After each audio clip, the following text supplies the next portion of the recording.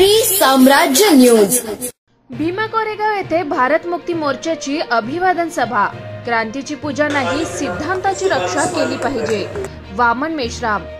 सन 1818 साली भीमा कोरेगाव रणसंग्रामाला 206 वर्ष पूर्ण झाली।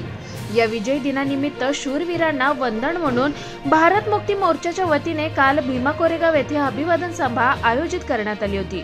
सालाबादप्रमाणे यंदाही राज्यातील कानाकोपऱ्यातील बहुजन समाजाने लाखोंच्या संख्येने मोठ्या हर्ष उल्हासात उपस्थिती दर्शवली।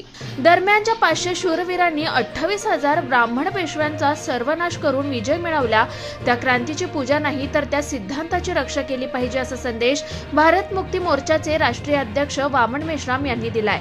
हा रणसंग्राम ब्राह्मण पेशवा विरुद्ध बहुजन समाजाचा असून विजय हा बहुजनांचा आहे आणि म्हणून लढाईत हारलेल्या ब्राह्मणांनी विजय दिनाच्या ऐवजी केवळ शौर्य दिन म्हणून प्रचलित केलाय। याचा पर्दाफाश करत खरा इतिहास लोकांपर्यंत पोहोचवण्यासाठी आम्ही कटिबद्ध आहोत असं म्हणत पुन्हा या षडयंत्रकारी इतिहास लिहिणाऱ्या विरुद्ध सामना करण्याची गरज आहे असं आवाहनही मेश्राम यांनी केलंय।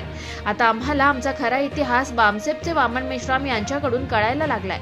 आम्ही मानवता धर्म पाळणारे लोक असून पेशवा ब्राह्मण हे मानव जातीचा कलंक आहेत, म्हणून ज्या वेळी अन्याय अत्याचार होईल त्यावेळी आम्ही तुमच्या बाजूने उभे राहून संघर्ष करू असं आश्वासन करणी सेनाचे राष्ट्रीय अध्यक्ष डॉक्टर राजसिंग शेखावत यांनी यावेळी केलाय।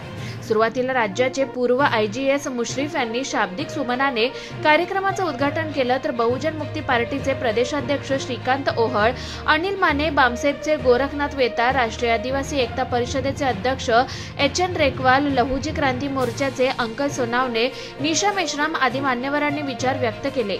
यावेळी बामसेप, भारत मुक्ती मोर्चा, बहुजन मुक्ती पार्टीसह विविध सामाजिक राजकीय पक्षांचे नेते कार्यकर्ते मोठ्या संख्येने उपस्थित होते।